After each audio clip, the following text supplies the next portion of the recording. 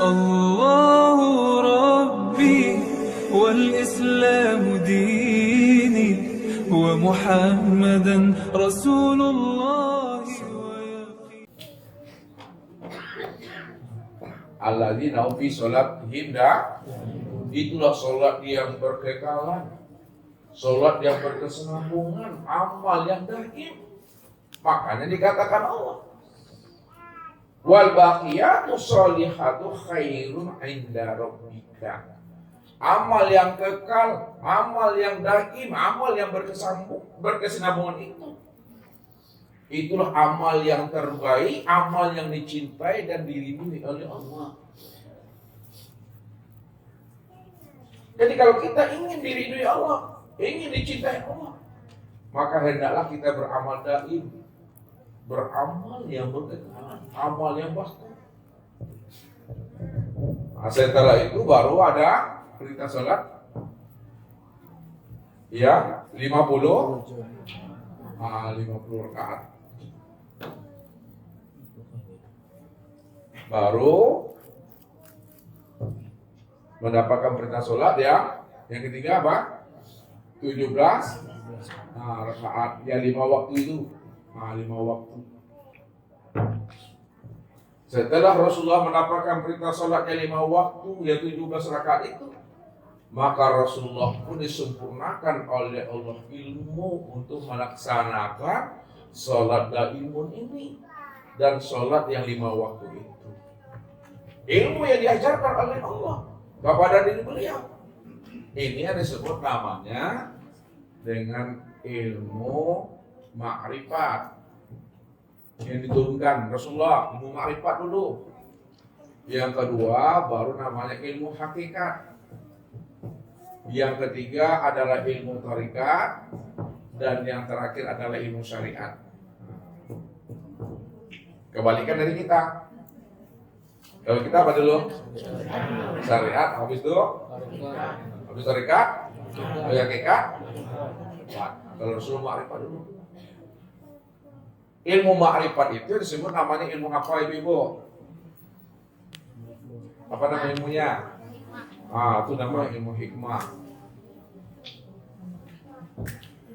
Ilmu hakikat disebut ilmu tauhid. Ilmu thariqat tasawuf. Ilmu syariat fikih. Yang diajarkan. Makanya orang yang sudah mendapatkan ilmu ma'rifat hikmah, maka terbukalah akan apanya? Sirnya, rahasia diri. Sedangkan orang yang sudah memahami ilmu hakikat tauhid, akan terbukalah rahasia dirinya, yaitu ruh. Orang yang sudah mendapatkan ilmu thariqat tasawuf, maka terbukalah rahasia hatinya. Orang yang telah mendapatkan ilmu syariat fikih, maka terbukalah rahasia batang tubuhnya. Itu yang didapatkan oleh Rasulullah, ilmu itu. Makanya ilmu syariat fikih itu pakaian bagi tubuh. Pakaian bagi tubuh. Sedangkan ilmu thariqat tasawuf pakaian bagi hati. Ilmu hakikat tauhid pakaian bagi pribadi. Sedangkan ilmu ma'rifat hikmah itu adalah pakaian bagi sir. Ini yang namanya pakaian cap jempol seorang mukmin kepada Tuhan. Yang sempurna sudah. Ada dapat ilmu ini, baru Rasulullah turun. Turun lagi. Oke, Masjidil Haram ini. Waktunya berapa? Sepertiga malam. Ini kan tuntas nih. Lalu apa hikmah yang bisa kita ambil? Lihat, ini hikmahnya kita ambil lagi. Kita masuk ke dalam lagi. Ini cerita nih baru nih. Ya, cerita, kita menceritakan proses perjalanan syariat, thariqat, hakikat, Islam, iman dan ihsan. Apa hikmahnya? Hikmahnya Bapak Ibu, sebelum Nabi itu diperintahkan Allah untuk mendirikan sholat daimun, sholat 50 kali, sholat 17 kali. Apa yang lebih dahulu yang dikenalkan Nabi kepada Tuhannya?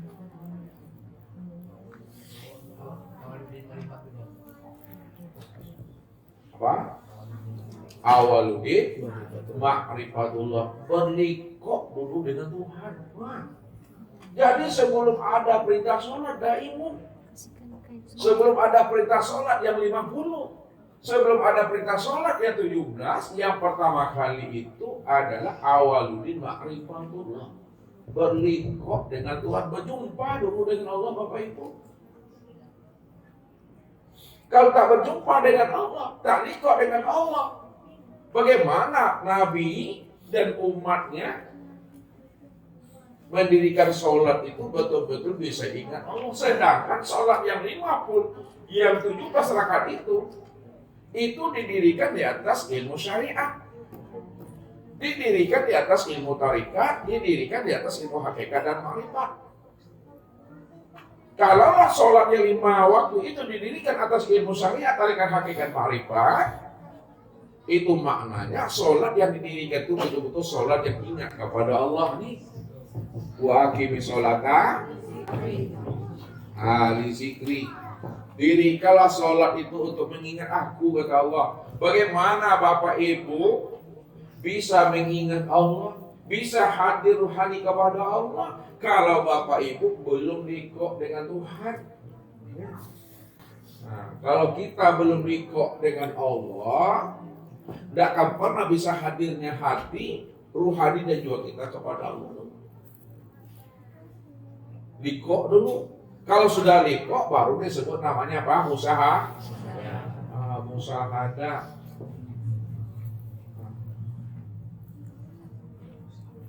Kalau udah musahadah, baru muwajjah, bertatap wajah. Kalau udah muwajjah, baru kalau udah fana, baru baqo. Jadi untuk baqo jalannya adalah fana. Ini untuk baqo berkekalan, ya. Itu yang daim tadi itu jalannya itu fana. Untuk bisa fana bermuwajah dulu, bertatap wajah dulu. Untuk bermuwajah bermusahadah dulu. Untuk bermusahadah liqa dulu. Untuk liqa baru ma'rifat kepada Allah. Makanya awaludin ma'rifatullah, awal ya beragama kita kenal sholat tuh, puasa, zakat, haji itu mesti ma'rifat. Untuk ma'rifatullah itu ya keluar kita dari diri Tuhan. Untuk bisa kita kenal Allah, keluar kita dari diri Tuhannya, keluar dulu. Apa maksudnya keluar diri ini dari diri Tuhan?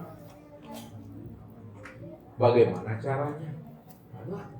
Supaya kita bisa keluar keakuan diri kita, yang merasa diri kita ini bersifat wujud, yang merasa diri kita ini bersifat sama, yang merasa diri kita ini bersifat basar, yang merasa diri kita ini bersifat kalam, ilmu, kuda, iradah, dan hayat.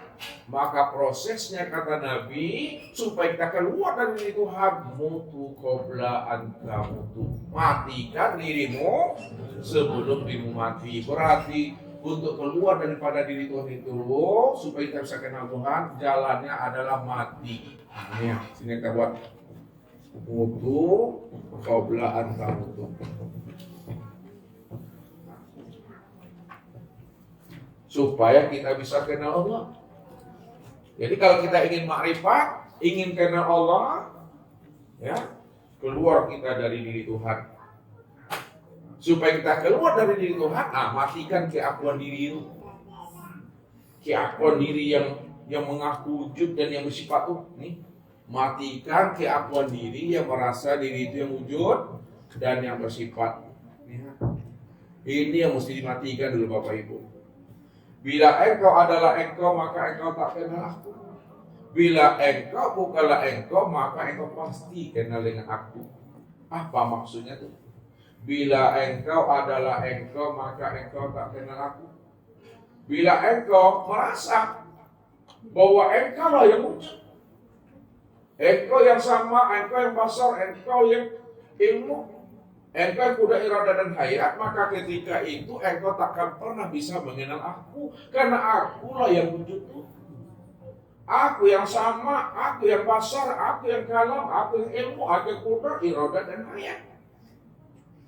Namun apabila engkau bukanlah engkau, pasti engkau kenal aku.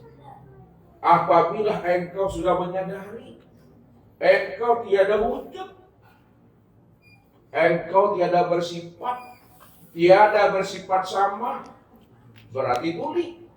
Tiada bersifat basar, berarti buta. Tiada bersifat kalam, berarti bisu. Tiada bersifat ilmu, berarti bodoh. Tiada bersifat kuda dan iradat, berarti adalah lemah dan papa. Tiada bersifat hayat, berarti mati. Ketika itulah engkau bisa mengenal akan aku. Akulah yang wujud, aku yang melihat, aku yang mendengar, aku yang berkata, aku yang mengetahui, berkuasa, berkehendak dan hidup itu, kata Allah. Makanya pada saat Bapak Ibu udah mati rasa keakuan diri yang ada pada diri, ketika itulah Bapak Ibu disebut namanya ma'rifat. Ketika Bapak Ibu sudah mati keakuan diri Bapak Ibu, ketika itulah Bapak Ibu dikatakan ma'rifat. Kenal Allah. Allah lah yang wujud dan Allah yang bersifat. Kita tidak wujud dan kita tidak bersifat. Yang wujud dan bersifat siapa, Bu? Allah. Kalau Allah yang wujud, Allah yang bersifat. Yang hayat itu siapa tuh? Allah. Yang sama basar? Allah. Yang kalam ilmu? Allah. Yang kuda iradat? Itu udah ma'rifat sudah. Rupanya ma'rifat itu, ya, itulah yang menghantarkan kita itu kepada liqo. Ma'rifat itu menghantarkan kita liqo. Liqo itu menghantarkan kita bermusyahadah.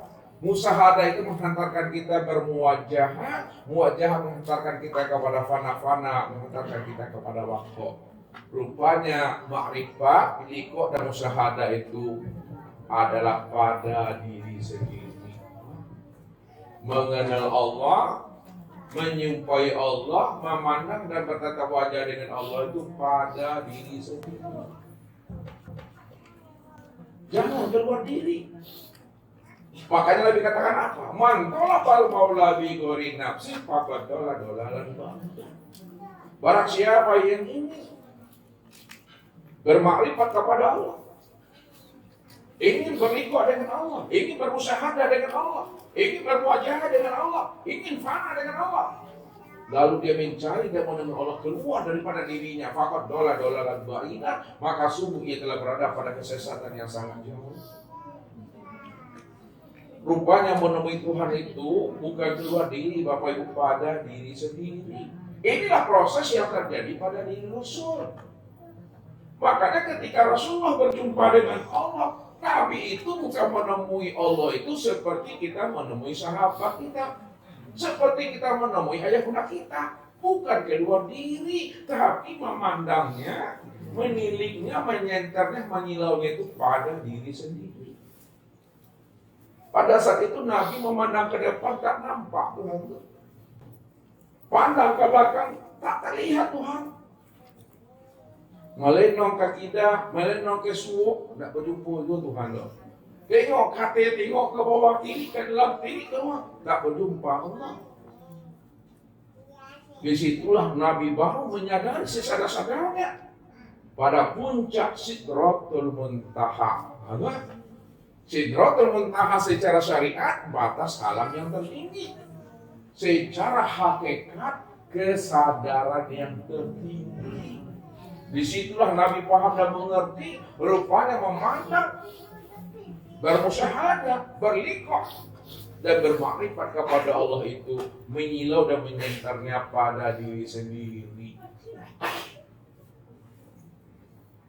Di situ Allah katakan, awalam yatafakkaru fi anfusihim wa fi anfusikum afalam tubsirun.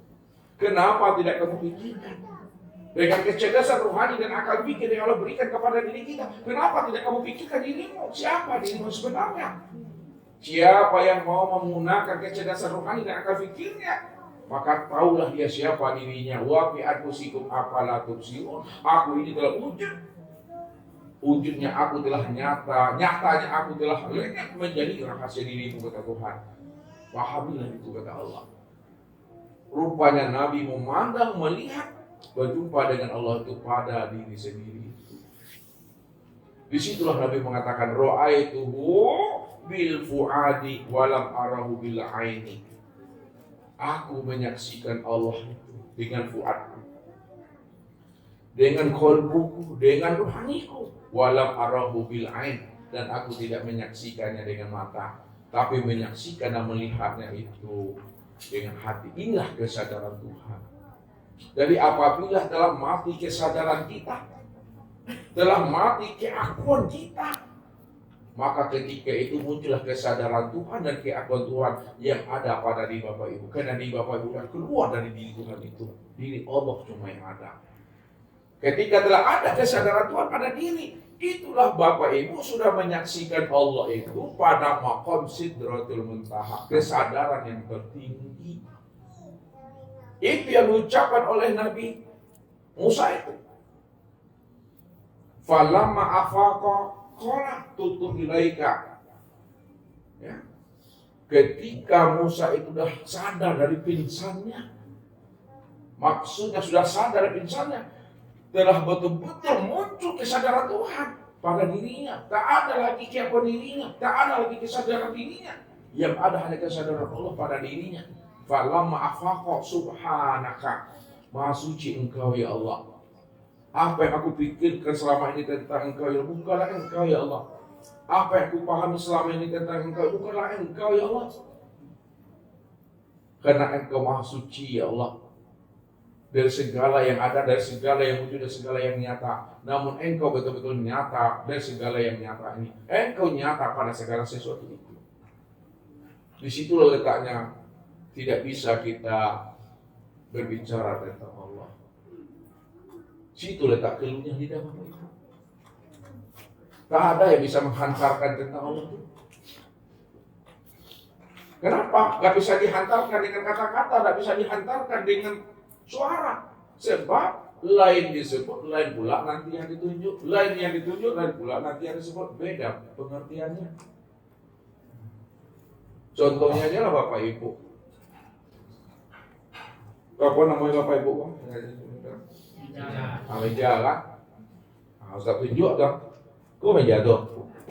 Wah. Alas saja. Alas saya mah. Wah, banyak. Wah. Kok kayu? Jadi lain yang disebut, lain yang ditunjuk, lain yang ditunjuk, lain pula yang dibilang. Berarti mengenal Allah itu cukup dipahami, cukup disadari, sesadar-sadarnya bahwa diri kita tidak wujud, kita tidak bersifat, kita tak ada yang ada itu Allah. Kalau Allah cuma yang wujud, Allah cuma yang ada, maka Allah itu segala yang nyata. Allah itu segala yang ada. Kalau Allah itu segala yang wujud dan segala yang nyata, maka segala yang ada dan segala yang nyata itulah nyatanya Allah itu. Karena Dia cuma yang awal. Dia cuma diri yang awal. Diri yang awal itu adalah diri yang ahad. Diri yang ahad itu diri yang esa. Diri yang esa itu diri yang tunggal. Apa maknanya diri yang awal adalah ahad, ahad itu adalah esa, esa itu adalah tunggal? Hanya Dia seorang yang ada. Hanya Dia semata-mata. Tidak ada yang lain Bapak Ibu. Kalau hanya Dia semata-mata yang wujud, hanya Dia semata-mata yang ada, Maka segala yang wujud, segala yang nyata, itulah nyatanya akan dirinya. Nggak ada siapa-siapa di situ. Makanya tidak ada alam selain Allah. Tidak ada sesuatu selain Allah. Kullu syai'in halikun illa wajhahu. Kullu syai'in halikun illa wajhahu. Tiap-tiap segala sesuatu. Nah, mana yang katakan segala sesuatu? Selain Allah. Selain Allah itu yang mana sesuatu? Sesuatu itu langit dan bumi isi di antara keduanya. Hakikatnya halik, tidak pernah ada. Makanya tidak ada alam, tidak ada sesuatu selain daripada Allah. Yang ada itu illa wajhahu. Yang ada hanya Dia semata-mata. Kalau tidak ada alam, tidak ada sesuatu selain pada dirinya. Lalu siapa hakikat alam dan siapa hakikat sesuatu itu? Hakikat alam dan sesuatu itu, itulah nyatanya akan wujud dirinya itu. Namun kesempurnaan tanpa memandang nyatanya akan wujud dirinya pada sekalian Allah, pada segala sesuatu, itu disebut namanya dengan insan. Insan itulah kesempurnaan memandang nyatanya akan wujud Allah itu, yang disebut namanya insan. Maka siapa insan itu? Al-insanu sirri wa ana sirruhu. Insan itu rahasiaku dan aku yang menjadi rahasia dirinya. Maka disitulah Rasulullah mampu mengenal, mampu berliku dan berusaha dengan Allah ketika beliau memandang dan melihat pada dirinya. Rupanya dirinya itulah nyatanya akan diri Allah itu. Makanya Nabi mengatakan, man ro'ani faqad ro'ahu haq. Siapa yang telah memandang dan menyaksikan akan diriku, sudah mampu dia memandang akan Allah itu nyata pada diriku. Karena tak ada lagi alam, tak ada sesuatu, tak ada diri, melainkan yang ada hanya Allah. Allah itulah hakikat diri, Allah itulah hakikat sesuatu, Allah itulah hakikat alam. Tidak ada siapa-siapa di situ. Itu yang menyaksikan. Inilah yang diperintahkan oleh Allah itu, ya, supaya sholat kita itu betul-betul didirikan di atas syariat, di atas thariqat, hakikat dan ma'rifat. Karena ilmu yang diberikan Allah kepada Rasul, keempat-empat ilmu ini tidak sempurna, supaya sholat itu didirikan di atas ilmu syariat, thariqat, hakikat dan ma'rifat. Siapa yang tidak mendirikan ibadah sholat di atas ilmu syariat, thariqat, hakikat dan ma'rifat, maka batal sholatnya itu. Ini Allah katakan dalam surah Al-Hijr ayat 99 itu. Wa'bud rabbaka hatta ya'tiyakal yaqin. Sembahlah Rabbmu sehingga betul-betul terbit di dalam hatimu itu adalah suatu keyakinan. Kalaulah menyembah Allah itu betul-betul terbit dalam hati suatu keyakinan, yang dikatakan yakin itu apa Bapak Ibu? Yang dikatakan yakin, yang dikatakan yakin itu adalah al-imanu kullu. Adalah iman yang sempurna. Iman yang sempurna itu adalah antu'minu bi ru'yatil. Iman yang sempurna itu di mana kamu menyaksikan Allah yang sudah sempurna nyata wujudnya pada dirimu. Itu maknanya wa'bud rabbaka hatta ya'tiyakal yaqin. Sembahlah Allah Rabbmu yang telah wujud dan nyata pada dirimu. Jadi sholat yang tidak menyaksikan Tuhan batal. Sholat tidak menyaksikan Tuhan, sholat tidak melihat Tuhan adalah batal. Apa sebabnya batal? Karena dia menghayal, karena dia berimajinasi. Padahal Allah itu nyata, padahal Allah itu wujud. Kalau Allah itu nyata dan Allah itu wujud, untuk apa dibayang-bayangkan juga lagi? Untuk apa dikhayal-khayalkan juga lagi? Untuk apa diimajinasikan lagi? Segala yang wujud, segala yang nyata, itulah nyatanya Tuhan itu. Jangan Bapak Ibu pikir-pikirkan pula ini tulisan ini. Apakah huruf alif lam lam ha ini yang Allah? Apakah tulisan Allah itu yang Allah? Kalaulah tulisan Allah, huruf Allah, lafaz Allah itu yang kita katakan Allah, lalu kita tanamkan ke dalam pikiran, kita hunjamkan dalam hati, berarti kita telah menjadikan asma Allah itu menjadi berhala dalam hati dan pikiran kita. Makanya jangan sampai Bapak Ibu menyembah tulisan Allah. Ini yang diingatkan Tuhan tuh. Wa minan nasi may ya'budullaha ala harfin. Ada sebahagian daripada hamba-Ku. Dia mengaku menyembah Aku, dia mengaku mengingat Aku. Tapi yang disembah dan diingatnya bukan Aku, yang disembah dan diingatnya itu adalah asma Allah, lafaz Allah, tulisan Allah, bukan Aku. Ini yang mesti paham. Makanya setiap nama itu ada orangnya, yang mesti pahami.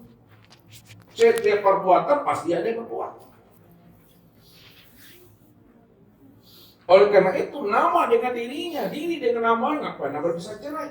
Sama dengan cabai dengan pedasnya, sama dengan garam dengan asinnya, sama dengan gula dengan manisnya, nggak pernah berpisah cerai. Sebut namanya, tapi kita tahu orangnya. Tujuh orangnya, tapi sebutlah namanya itu.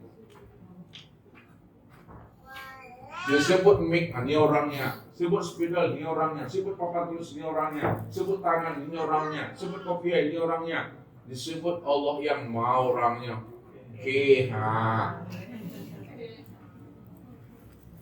Karena dia cuma yang ada. Dia cuma yang wujud. Kalau dia yang ada, dia wujud. Maka segala yang wujud, segala yang ada, itulah nyatanya dirinya.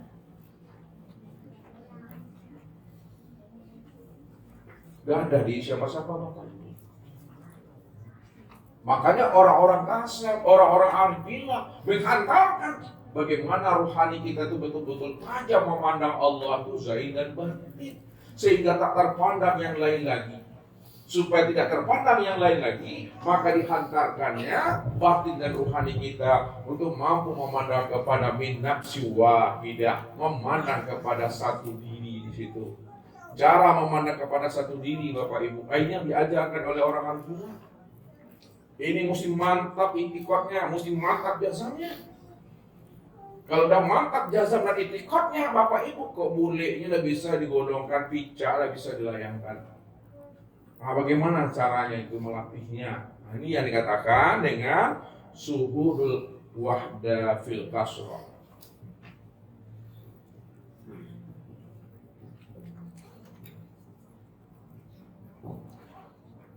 Kemudian suhudul kasrah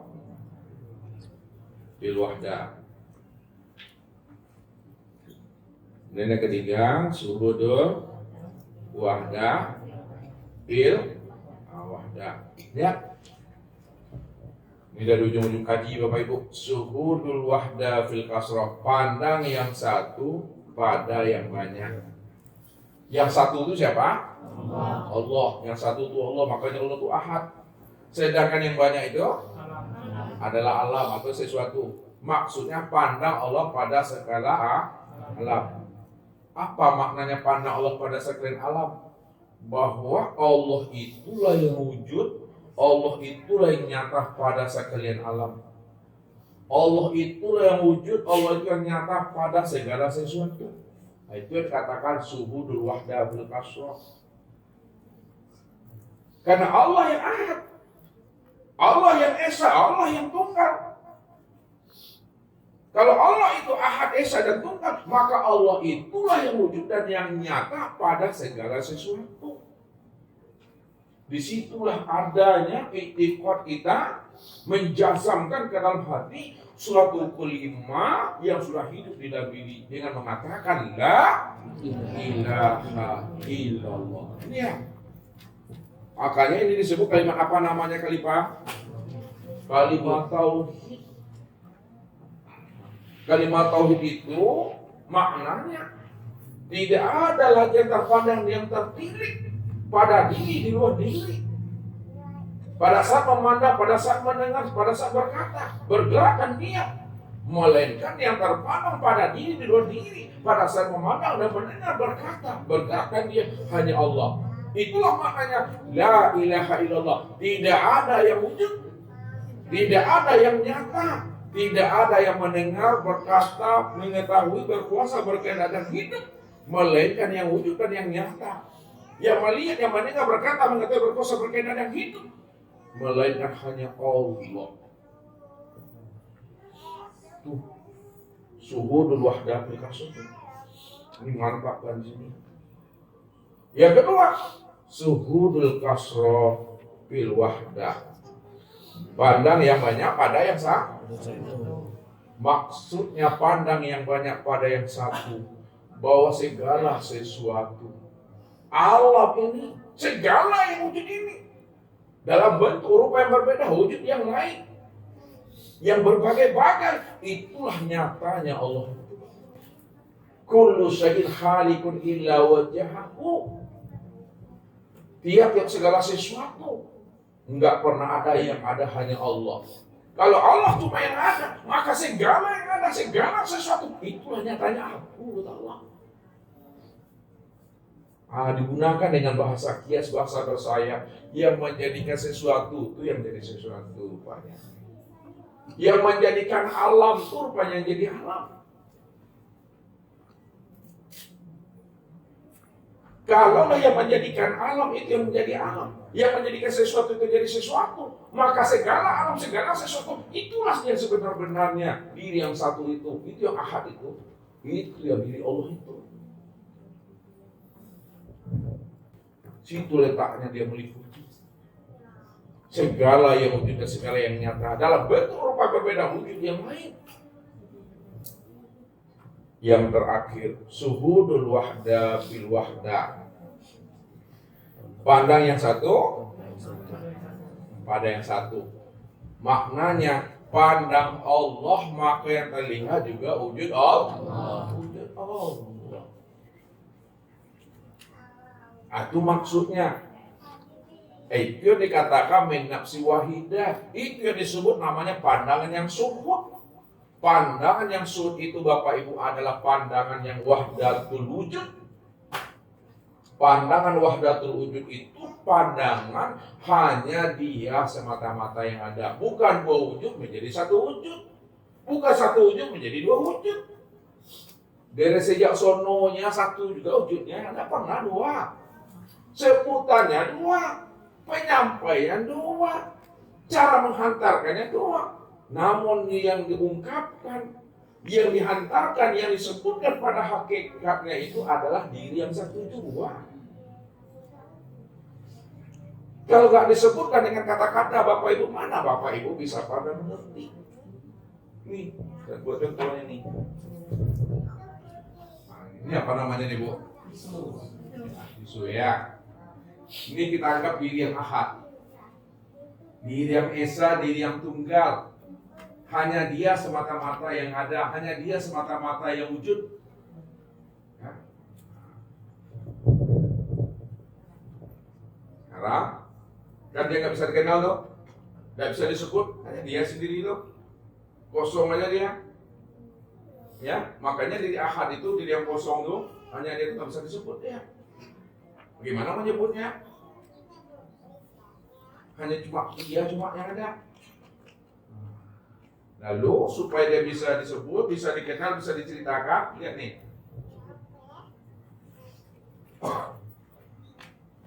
Ya, disobek dia.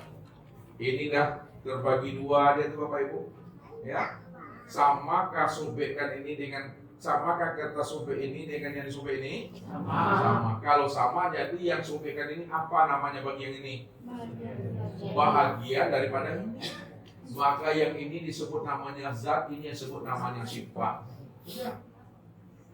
Nyatanya zat karena sifat, zahirnya sifat itu karena zat. Sebutannya dua, satu zat, satu sifat, namun hakikatnya satu. Kalau hakikatnya satu, lalu mana yang katakan sifat? Yang disebut sifat, sifat itu adalah zat yang disifati. Kalaulah sifat itu adalah zat yang disifati, pastikan dalam hati ini sifat itu yang sebenar-benarnya zat. Satu juga orangnya, bukan dua. Bukan satu menjadi dua, bukan dua jadi satu. Bukan begitu memahami wahdatul wujud tuh, bukan seperti itu Bapak Ibu. Dari sejak dahulunya, dari sejak sonyonya, dari sejak mula jadinya memang satu dia. Dia batin, bagaimana batin ini bisa dikenal? Maka dia menamai dirinya dengan zohir. Padahal yang zohir itulah sebenarnya diri yang batin itu.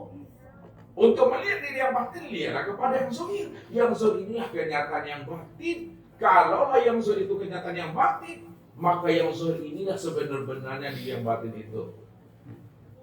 Yang Bapak Ibu lihat itu diri yang zohir atau diri yang batin? Diri yang batin yang Bapak Ibu lihat. Karena dia sudah nyata. Makanya yang nyata ini yang zohir, yang nyata atau yang batin itu? Yang batin itu yang sebenarnya nyata. Jadi jangan dikatakan Allah itu batin juga lagi, karena dia sudah nyata. Yang nyata itu yang dia batin itu. Kalau dia tidak ingin dikenal, maka dia menamai dirinya dengan batin. Kalau dia ingin dikenal, maka dia menamai dirinya dengan Zahir. dua. Ada orang itu Satu. satu tuh, apanya dua? Sebutan dia. Namanya, penyebutannya, cara menghantarkannya dua, hakikatnya satu. Sekarang kita beri namanya. Yang zat namanya Allah, yang sifat namanya Muhammad. Nyatanya Muhammad, ya, nyatanya Muhammad karena Allah, zahirnya Allah itu karena Muhammad. Kalau Bapak Ibu ingin melihat Allah, lihatlah kepada Muhammad. Kenapa untuk melihat kepada Muhammad? Karena Muhammad ini kenyataan Allah. Pasti mati. Kalau Muhammad itu kenyataan Allah, maka Muhammad itu sebenarnya Allah. Itu maksudnya Muhammad ini yang mensifati Allah. Kalau Muhammad ini mensifati Allah, maka Muhammad itu yang sebenarnya Allah itu. Engkau itu aku itu engkau. Itulah maknanya ahadu. Muhammad, engkau aku itu engkau. Engkau tak ada, aku yang Muhammad itu. Karena Muhammad itu wujud aku dan aku batinmu. Muhammad itu zahirku, aku batinnya. Bukan Nabi Muhammad, Bapak Ibu salah pula nanti. Amanah yang Muhammad itu sudah nyata, yang disebut namanya dengan insan. Insan itu yang Muhammad itu yang nyatanya Allah. Tiga namanya tuh, tiga sebutannya orangnya, satu juga tuh. Ya. Allah itu namaku, Muhammad itu nama wujudku, insan itu nama rahasia aku juga yang menanggungnya tuh. Nggak ada siapa-siapa. Nah, satu juga Bapak Ibu. Ya. Itu maksudnya. Nah, kurang juga paham lagi Bapak Ibu nih. Akhirnya.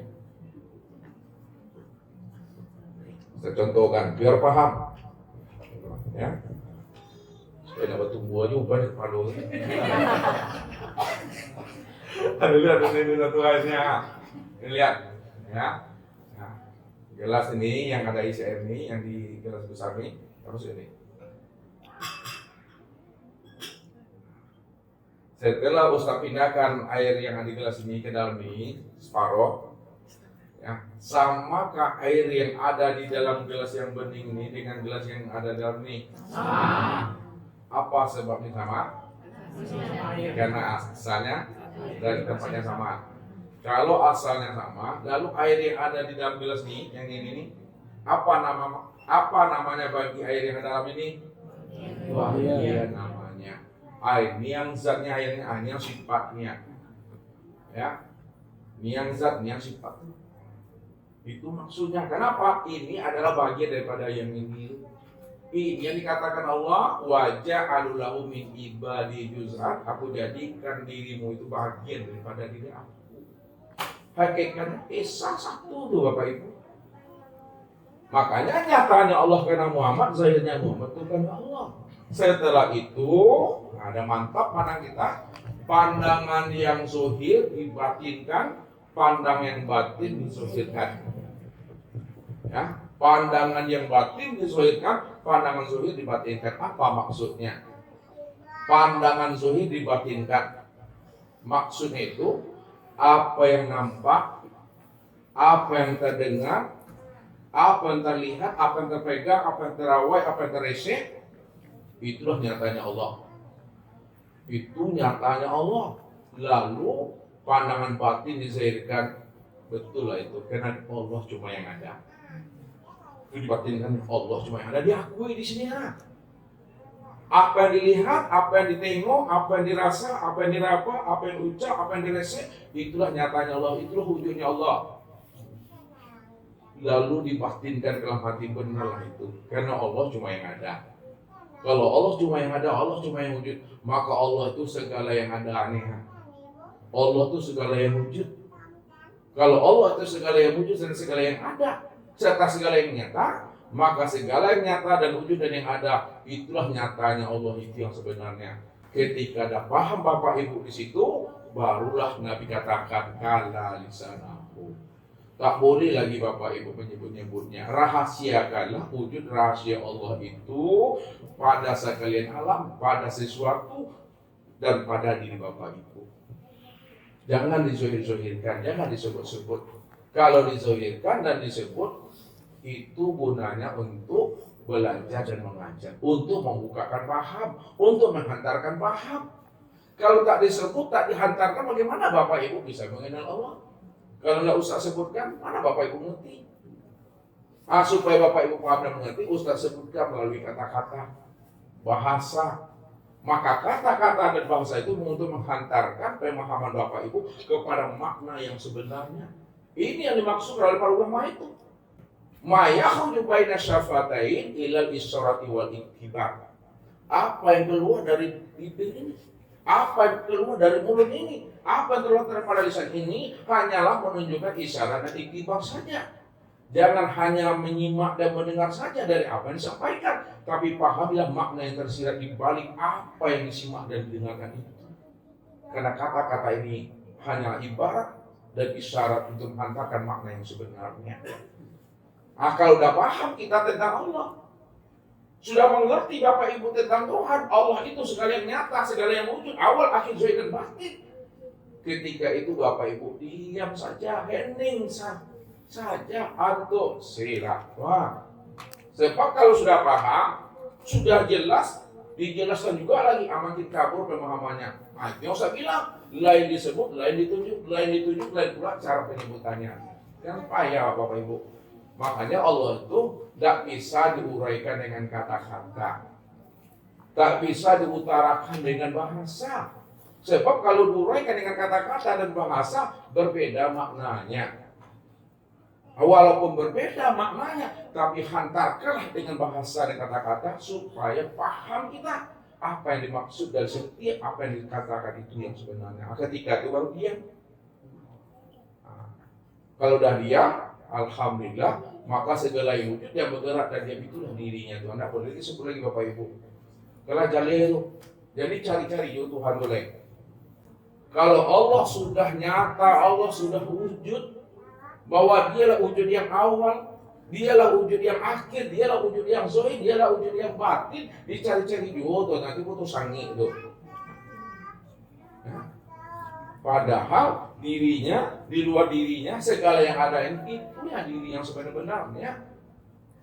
Itulah maksudnya Nabi itu menemui, bermusyahadah dengan Allah itu ketika beliau telah memiliki kesadaran yang sangat tinggi. Itulah kesadaran Tuhan yang ada pada dirinya. Rupanya tidak ada yang wujud dan yang nyata pada alam dan pada dirimu. Inilah dia si wujud yang awal, sujud yang akhir, sujud yang sudah dimati. Hanya Allah. Dialah Nabi itu paham di situ. Ini jelas ternyata. Maka ini pesan Nabi. Apa kata Rasulullah? Innakum satarawna rabbakum iyana. Kamu melihat Allah itu betul-betul nyata, senyata-nyatanya. Kalaulah mata ini mampu memandang segala yang nyata, maka Allah itu lebih nyata dibanding apa yang dilihat oleh mata. Kalaulah alam ini nyata, dirimu nyata, Allah itu lebih nyata lagi daripada alam dan nyatanya dirimu itu. Tapi ingat, hei Abdul Qadir, kata Rasulullah, innakum dan tara rabbakum hatta tamutu. Kamu tidak akan pernah bisa melihat Allah yang maha nyata itu. Walaupun Allah itu maha wujud, Allah maha nyata dari Allah dan maha nyata daripada dirimu, kamu tak akan pernah bisa melihat Allah itu. Hatta tamutu. Apabila kamu sudah mati, kamu sudah keluar dari diri Tuhan, barulah di situ kamu bisa melihat Tuhan yang maha nyata itu pada dirimu. Rupanya Bapak Ibu, untuk melihat Allah itu jalannya mati. Alai namu berarti jadi orang. Alai. Alai alhamdulillah tuh. Waktu benar keluar kita dari diri kita, matikanlah diri itu sebelum aja sampai. Matikan diri itu sebelum usia habis. Apa maksudnya matikan diri sebelum usia habis aja sampai? Matikan keakuan diri yang merasa diri yang wujud dan merasa diri yang bersifat tuh. Jangan ada Raden dulu deh.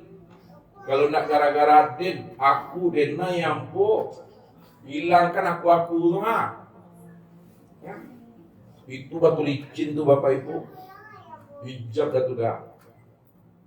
Tapi kalau udah paham Bapak Ibu, sudah mengerti Bapak Ibu, yang aku yang sebenar aku tuh Allah, yang sebenar-benar ambo tuh Allah, yang sebenar-benarnya Dena itu Allah, yang sebenar-benarnya saya tuh Allah, yang sebenar-benarnya engkau tuh Allah, yang sebenar-benarnya itu Allah. Bilanglah aku, bilanglah engkau, bilanglah dia. Insya Allah tidak akan menjadi batu licin. Kenapa? Karena kita paham yang menyebutkan yang sebut itu juga orang itu. Itu ya. Itu yang dikatakan dari Allah, bagi Allah, untuk Allah. Nah barulah kita paham siapa yang menyembah, siapa yang disembah. Ya lihat. Tambah juga jiring mah. Siapa yang menyembah? Dilihat ya. Siapa yang menyembah? Kemudian siapa yang disembah? Nah, siapa yang menyembah Bapak Ibu? Yang menyembah Muhammad. Siapa yang disembah? Allah. Yang disembah adalah Allah. Maka Muhammad itu diturunkan ke dalam bahasa syariat. Siapa Muhammad itu? Muhammad itu adalah insan. Siapa Allah itu? Tuhan. Dari insan menyembah Tuhan. Padahal insan itu Muhammad. Padahal Tuhan itu itulah derajat daripada Allah itu. Nah paham Bapak Ibu seperti itu? Ya. Siapa yang sebenar-benarnya Muhammad Tuhan? Pilih lagi ke dalam. Yang Muhammad itu adalah zohirku. Zohirku. Sedangkan Allah itu adalah batinku. Aku juga tuh orangnya tuh. Di mana letaknya aku juga di situ? Ya, diriku ini bernama Allah, wujud diriku bernama Muhammad. Itu maknanya kif ya Muhammad ana rabbaka usolli. Berhentilah engkau mengaku diri engkau yang sholat Muhammad, ana rabbaka usolli. Aku Tuhanmu yang sholat itu. Ayah Muhammad pada di Bapak Ibu yang mana dia? Ini tubuh. Yang Allah pada di Bapak Ibu yang mana itu? Itu nyata pada itu. Makanya kesempurnaan pada Allah dan Muhammad itulah nyata pada insan.